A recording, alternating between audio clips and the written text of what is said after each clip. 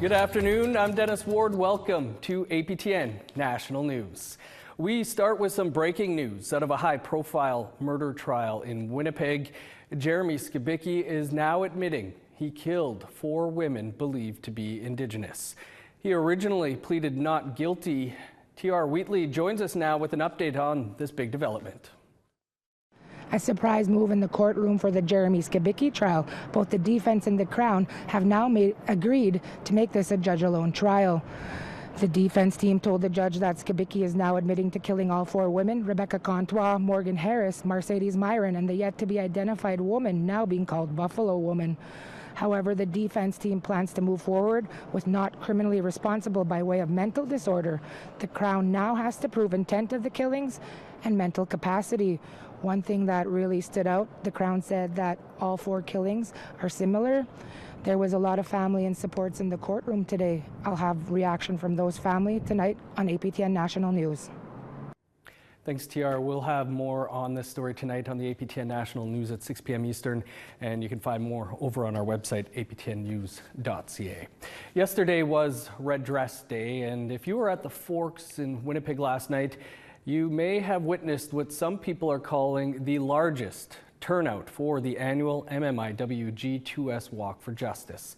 An estimated 1,000 people came out to show their support for the survivors and families of missing and murdered Indigenous women and girls and Two-Spirit people. Sav Jonza was there.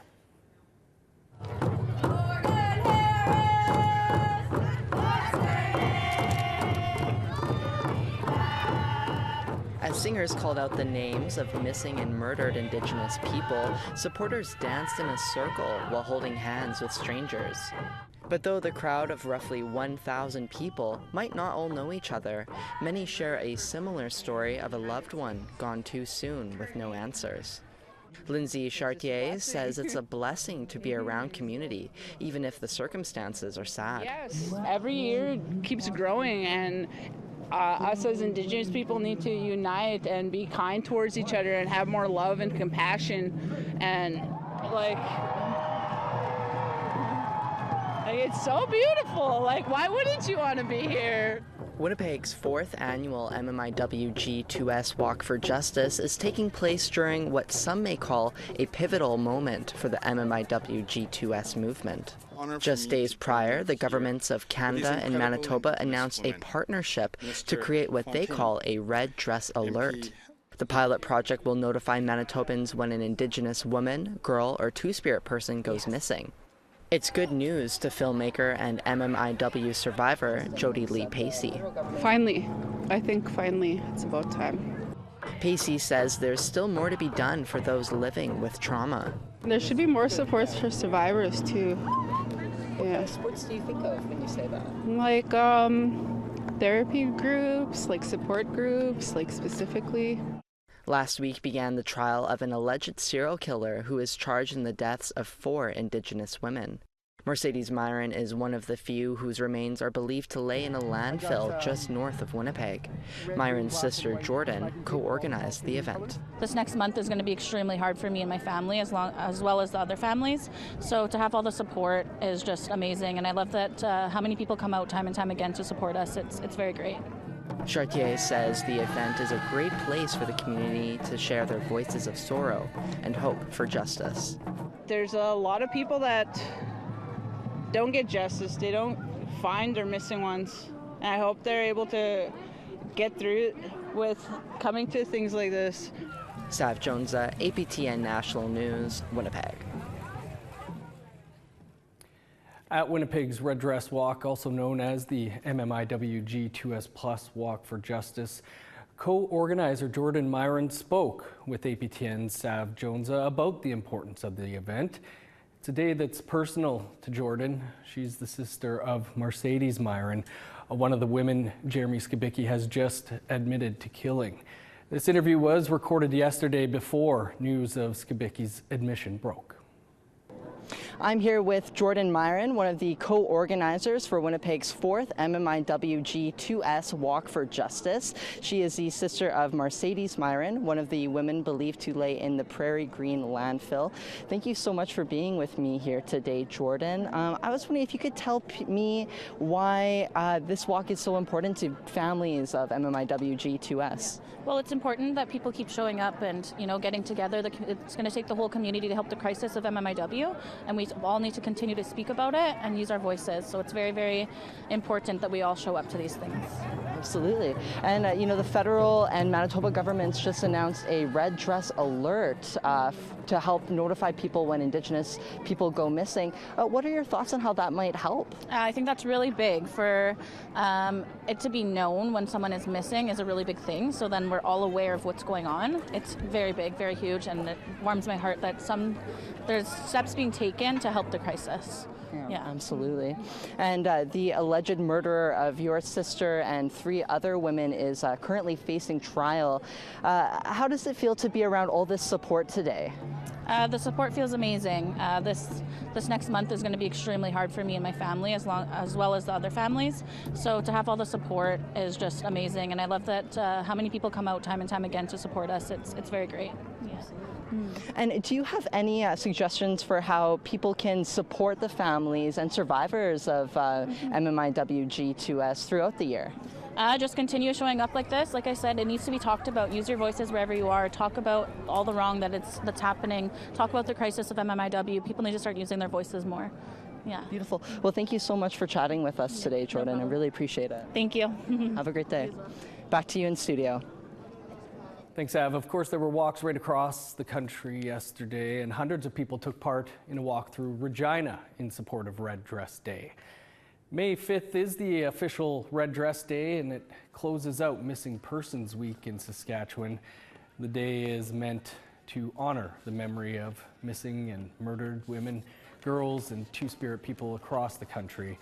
The first Red Dress Day was in 2010. Well, in honor of our ongoing coverage of Red Dress Day, we wanted to bring you a guest whose family member was killed by serial killer Robert Pickton, but never convicted of her death. Joining us now from our Vancouver studio is Sarah Devis, who's named after her mother. Sarah, thanks for being with us here today. Sarah, can you tell us a bit about what happened with your mother?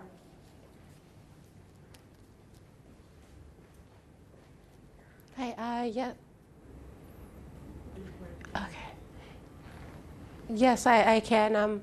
My mother was a runaway. She was adopted. She was affected by the heroin epidemic in the early 70s and 80s. And she lost her life to Robert Pickton when she was 28, 29 years old. Now, Sarah, Pickton was never convicted of your mother's murder. How has that affected you and your family? It's so quiet. Sorry, Sarah, I could ask you again. Yes, thank you. Pickton was never convicted of your mother's murder. How has that affected you and your family? It's affected us on every level you can possibly imagine. Me more so than the rest of my family, I think, because that's a part of me that was taken and stolen, and her body was never found. So for me, I feel like I still don't have the answers that I'd like. Yeah, Sarah, how are you continuing to spread the message about MMIWG? I'm sorry, can you repeat that? How are you helping to continue spread the message about MMIWG?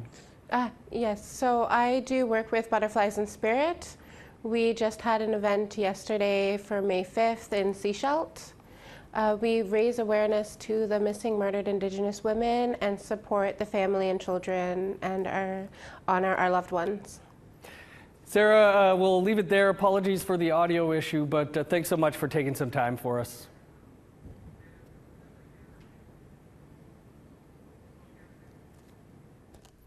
Well, it's being billed as the first ever Indigenous heist movie. We'll tell you all about the Great Salish Heist after the break.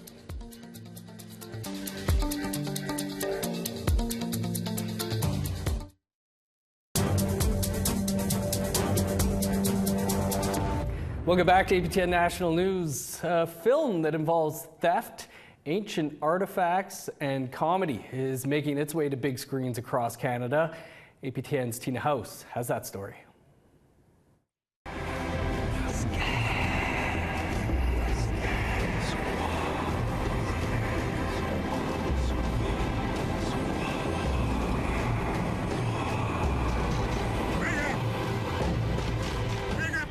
Go away or I'll kill you! Rise and shine, sweetheart. The Great Salish Heist is a film produced by Leslie Bland and written and directed by Devis, who also stars in the film, alongside acting icon Graham Greene, Tricia Helfer, Ashley Callingbull, and Andrea Menard. Someone like Harold gets his ragtag crew together from the res to break into a museum, not to steal money or jewels or fancy paintings, but to reclaim sacred artifacts that rightfully belong to their people and put them back in the ground. Remember when you first came to me? You were a snot-nosed punk. Remember?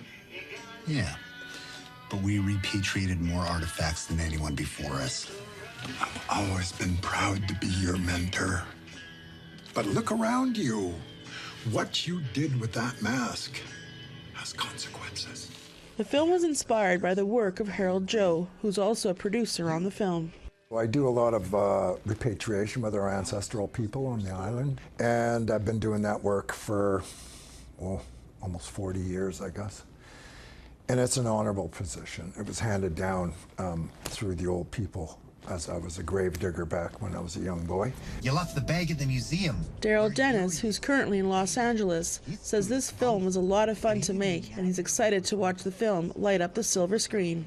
We had a very ambitious project that we were trying to put together for a very low budget and very short amount of time that we had to shoot it. But I think everybody really came together to get the vision across, and I couldn't be happier with it. Oh, I'm sorry. The film is currently screening at the Vancouver International Film Centre and film festivals. Tina House, APTN National News, Vancouver. Great idea for a film. Enoch Creation in Alberta honored and welcomed rapper Ice Cube to its Treaty 6 territory. Ice Cube is currently traveling across Canada for a second time for his Straight Into Canada tour. He wrapped up a show last Tuesday night at the River Cree Resort Casino in Edmonton. Alicia Pappin, a longtime fan of Ice Cube, helped organize a welcoming ceremony for him before that show. There were greetings from leadership and honor song, and Pappin also gifted him this beautiful star blanket on behalf of her First Nation. The star blanket was made complete with Cube's favorite Raiders team and his West Side hand sign. Star blanket was made by Kayla Morgan and her mom, Judy Cardinal.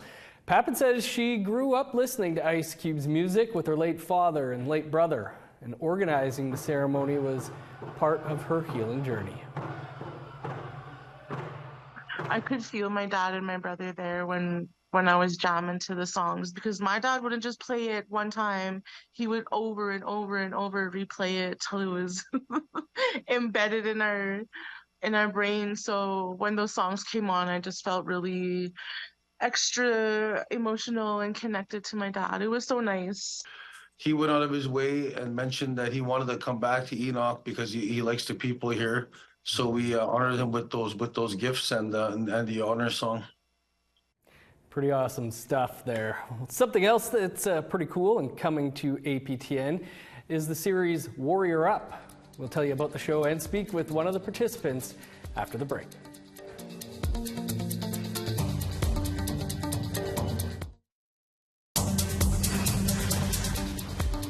Welcome back. A new TV series is coming to APTN. It's called Warrior Up, and the series travels across Turtle Island, focusing on Indigenous youth who are making a difference. Angel Moore has the details.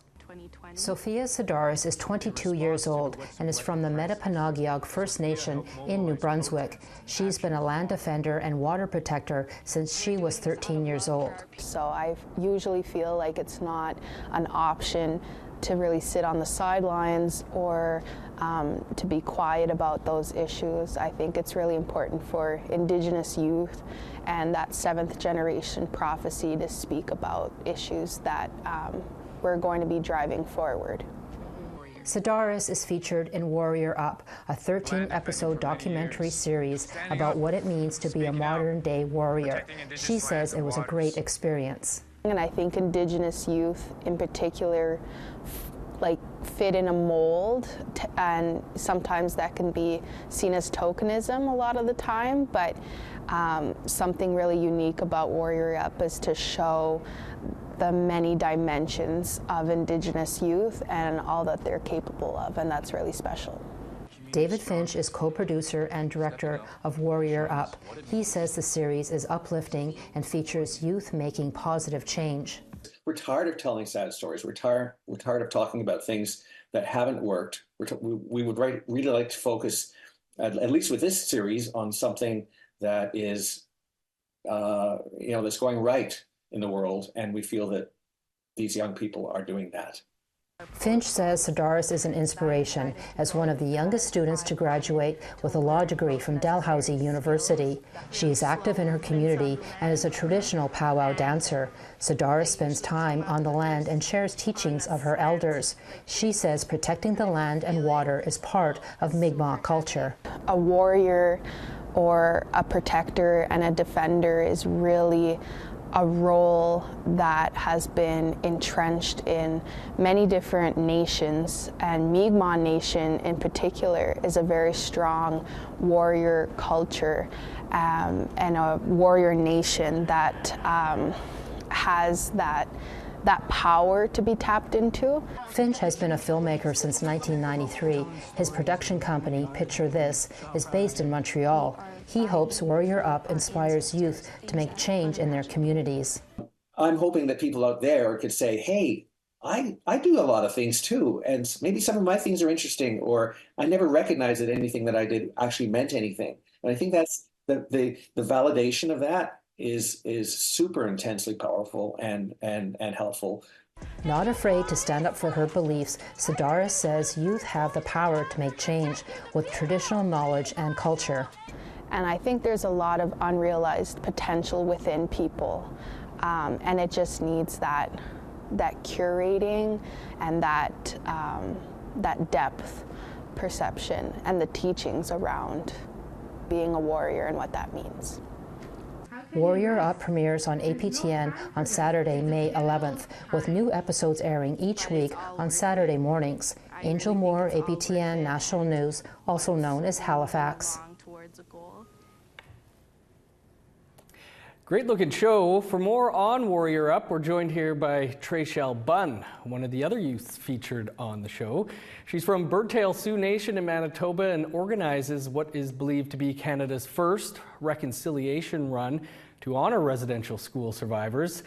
Traychelle has just completed her first year of law school at the University of Manitoba and is also the youth chief for the Southern Chiefs organization. Traychelle, awesome to have you with us. Thanks for taking some time for us. For sure. Thanks for having me. Maybe if you could start by telling us about your experience on Warrior Up and how that came to be. Yeah, it was a really interesting experience. I never once thought in my life that I'd be a part of a TV show.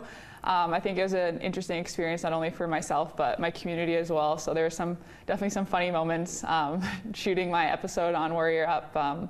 With like the drone footage once, it almost hit my uncle Terry, my grandfather Terry, in the head. And so it was a great experience, I think, overall for my family and myself and my community. And I ended up coming across like the advertisement for Warrior Up just on like a Facebook kind of ad sort of thing. And I talked about it with my family. My parents kind of encouraged me like, oh, you had to put a video together to kind of share your story and kind of highlight your ability to be in front of a camera. So I recorded myself and my story, and within like a week I received an email back saying that they'd like to feature me in the series. So it was really exciting, and I think it's been a long time coming to hopefully see it air in a few weeks here. Yeah, I bet it's been a wait, eh? Well, you have the shirt on, the Reconciliation Run. Can you tell us a bit about that? Yeah, so I started the Reconciliation Run back in 2021, and then since then it's kind of grown into an annual half marathon that takes place in Birtle, Manitoba. So it's really unique. So it's the first half marathon for the National Day for Truth and Reconciliation in Canada. So it starts at the ruins of the former Birtle Residential School where my grandparents attended and it ends in my community of Bertel Sioux. So it's a really healing opportunity for a lot of my community members to be able to go and reclaim that space and walk back to our community. But it's also a really educational experience for a lot of non-Indigenous people. So I've heard a lot of people say it's the first time they've seen a residential school, heard an elder survivor share their story, and then actually set foot on a First Nation in Canada. So it kind of brings like education and reflection together on the National Day for Truth and Reconciliation. Awesome stuff. We should come out there and cover it this year on the day. I guess what are your hopes, for your episode of Warrior Up? Yeah, I'm really hoping that my episode can inspire fellow youth to kind of take an idea and harness that and put it into action. And I know when I started the reconciliation run, I didn't know where it was going to go, but it's really kind of bloomed beautifully and it's had an impact on a wider range of people. So my hope is hopefully to just impact some fellow Indigenous youth, other youth, and I hope that the series gets renewed for another season so that youth across, Turtle Island can continue to be inspired by other young Indigenous people like themselves. Lots to be inspired about. You're a busy person. You're the youth chief of the Southern Chiefs organization and just wrapped up your first year of law school at the University of Manitoba and working with legal aid at Stony Mountain Penitentiary, although I understand it's just your first week, but a little on what that's like. So I was kind of had a goal to pursue law for a variety of reasons. My dad's a First Nations man and an RCMP officer, so I've kind of always been involved with hearing about the overrepresentation of Indigenous peoples in the criminal justice system. So that overrepresentation is really what inspired me to go into law. So when I saw the posting about the opportunity for a summer position working with the University of Manitoba Community Law Center with legal aid and getting to do a prison law clinic at Stony Mountain, it kind of spoke to my passions of advocating for Indigenous people with the over-incarceration of Indigenous peoples in federal correctional institutions in Manitoba and across the country. So I'm really excited for the opportunity to kind of get some real hands-on experience in law and continue to advocate for my people and pursue my passion in that way. Nice. Like we said, first year just wrapped up, but kind of sounds like you know what you might want to do with your future in law. Can you tell us what your hopes are, I guess, for your career in law? Yeah, I'm most likely going to continue to pursue like an area of criminal law. I'm not really sure about what side, defense or crown yet, but I'm open to exploring those options, and I just hope to use my law degree in any way to continue to help my community, fellow Indigenous peoples, and to advocate for our rights. Awesome stuff, Trishelle. Great to have you with us here. Looking forward to seeing the episode, and appreciate you taking some time for us when you have such a busy schedule. Yeah, thanks for having me, Dennis. Looking forward to watching all the episodes. The show again, it premieres this coming Saturday, May 11th. That is all the time we have for this return of your APTN National News in the afternoon, a show that's been on hiatus now since way back in 2008. Of course, you can catch a fresh newscast every day right here starting at 1 p.m. Eastern Time.